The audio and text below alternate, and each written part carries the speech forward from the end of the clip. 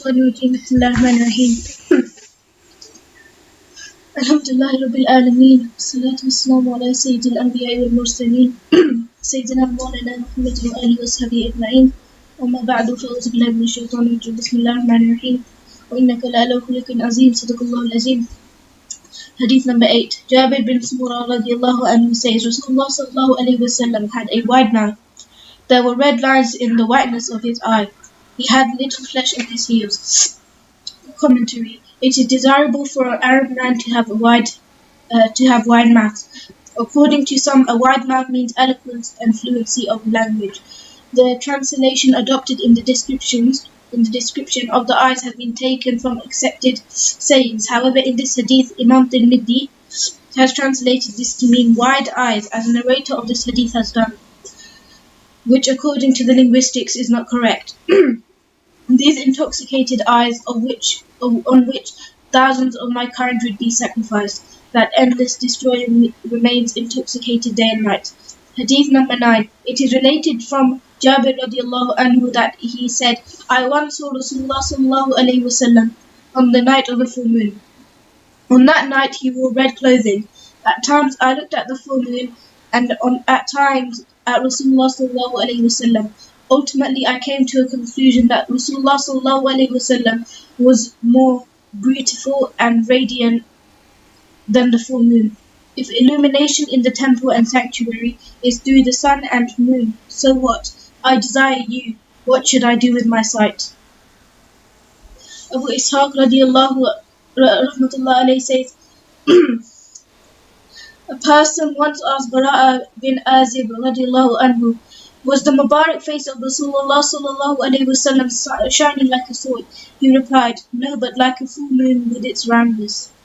Commentary. In making a comparison with a sword, it may have meant that Sayyidina Rasulullah sallallahu alayhi wasallam had a long face. However, the glitter of a sword has more whiteness than being luminous. For this reason, Sayyidina Bara'a radiallahu anhu gave the luminous for this reason Sayyidina Bara'a radiallahu anhu gave the similarity of the full moon and not that of a sword. All these similarities are approximate descriptions. Otherwise, even 1,000 moons cannot give the brightness of Sayyidina Rasulullah sallallahu alaihi wasallam. An Arab poet says, if you want to describe a shortcoming of a beloved, then give the beloved the similitude of a full moon. This is enough to insult him. Hadith number 11. Abu Hurairah radiallahu anhu says, Rasulullah sallallahu alaihi wasallam was so clean and clear, beautiful and handsome, as though his body was covered and molded in silver. His Mubarak hair was slightly curled. Commentary. In the first narration mentioned by Sayyidina Anas radiallahu anhu, it is denied that Rasulullah sallallahu alayhi wasallam was very white. From the above hadith, it does not mean that he had a white complexion like silver. Rather, he had a white and reddish complexion in which the beauty and brightness was overwhelming. Hadith number 12. Jabir bin Abdullah radiallahu anhu narrates from Rasulullah sallallahu alayhi wasallam that he said, the Anbiya, prophets, were shown to me. I saw Musa alayhi salam, Moses. He had a thin body like one from among the tribe of Shamaa-il. I saw Isa, Jesus alayhi salam. From among all those whom I have seen, he somewhat resembled Urwa bin Masud. I saw Ibrahim alayhi salam, Abraham. From among all those that I have seen, I more or less look like him. In the same manner, I saw Jibreel, Gabriel alayhi salam. From among all those I had seen, he more or less looked like Dihya Qalbi. Commentary. This was the night of Miraj or in a dream. Imam Bukhari rahmatullah alayhi had narrated both on the night of Miraj and also in a dream. There is no confusion or difficulty in these differences, because he may have seen them on both occasions. The translation of the description of Sayyidina Musa alayhi salam as having a light body, in my opinion, is made from more accurate sayings. Some ulama in the translation of these sentences have expressed other opinions. These three Anbiya, prophets, were described because Sayyidina Musa alayhi salam and Isa alayhi salam are the Nabis of Bani Israel, and Sayyidina Ibrahim alayhi salam, beside being the great grandfather of Sayyidina Rasulullah sallallahu alayhi wasallam, was also accepted by all Arabs. Hadith number 13. Sa'id Jalili rahmatullah alayh says, I heard Abu Tufayl radiallahu anhu say, there is no one left on the face of earth, of this earth, besides me who had seen Rasulullah sallallahu alayhi wasallam. I asked him to describe to me the noble features of Rasulullah sallallahu alayhi wasallam. He said Rasulullah sallallahu alayhi wasallam had a white complexion which was a bit reddish and had a medium-sized body. Commentary. Sayyidina Abu Tufayl radiallahu anhu was the last among the Sahaba radiallahu anhu to pass away. He died in the year of 110 Hijri. That is why he said that there is no one left beside him who had seen Sayyidina Rasulullah sallallahu alayhi wasallam. The ulama have said that he used the phrase face of the earth because Sayyidina Isa alayhi salam is also from ones who had seen Sayyidina Rasulullah sallallahu alayhi wasallam and is present in the skies, heavens. Hadith number 18.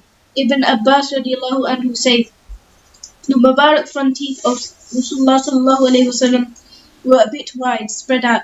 They were spaced and were not close together. When Rasulullah sallallahu alayhi wasallam talked, a nur emitting from his Mubarak teeth could be seen. Commentary. According to the ulama, it is a well-known fact that it was something similar to nur which was emitted from his Mubarak teeth. The opinion of Alama Munawi is that something sensory and not a similarity, which emitted miraculously from the teeth of Rasulullah sallallahu alaihi wasallam. With modesty lower the head and with grace smile. How easy is it for the beautiful to strike lightly. Everything of his noble features was perfect and beautiful in the stage and manner that his real and intrinsic beauty had reached its last stage. In the same manner, his zahiri apparent beauty had also reached its fuller and proper stage. Allahumma salli ala Sayyidina Muhammadin wa ala alihi bi qadri husnihi wa jamalihi.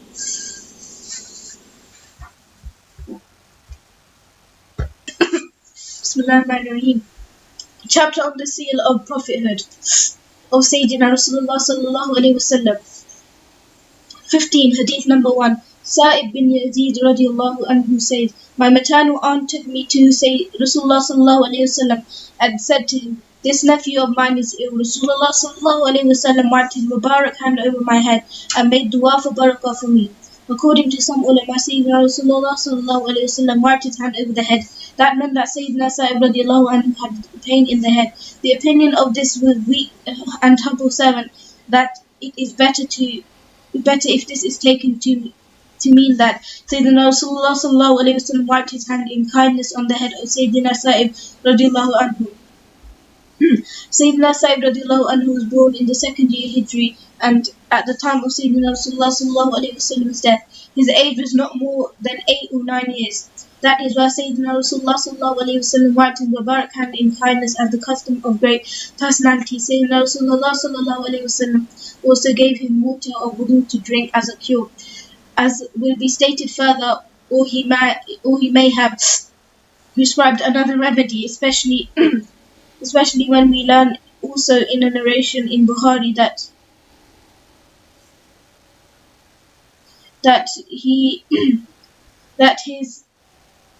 Sayyidina Sa'ib radiallahu anhu was suffering from a pain in his leg. When Rasulullah sallallahu alayhi wasallam performed wudu, I drank the water of that wudu. Sayyidina Rasulullah sallallahu alayhi wasallam may have performed wudu for some reason, but there it is clear that Sayyidina Rasulullah sallallahu alayhi wasallam performed wudu so that the water could be used as a remedy and medicine. I saw the seal of prophethood, which was like a knot on a mosquito net or bedstead, which was the size of a pigeon's egg in roundness. The ulama differ in translation of this word. Some have translated it in another manner. Imam Nawawi, the famous commentator of Sahih Muslim, preferred the translation I have chosen. Commentary. If this hadith, the leftover wudu of wudu is meant, then there is no difficulty or difference in opinion. If that water is meant which falls after washing the limbs, etc., which in Arab is known as ma musta'mal, then too there is no complication or difficulty, because even the excrements of Sayyidina Rasulullah sallallahu alaihi wasallam is so how can there be a complaint regarding the ma musta'mal used water?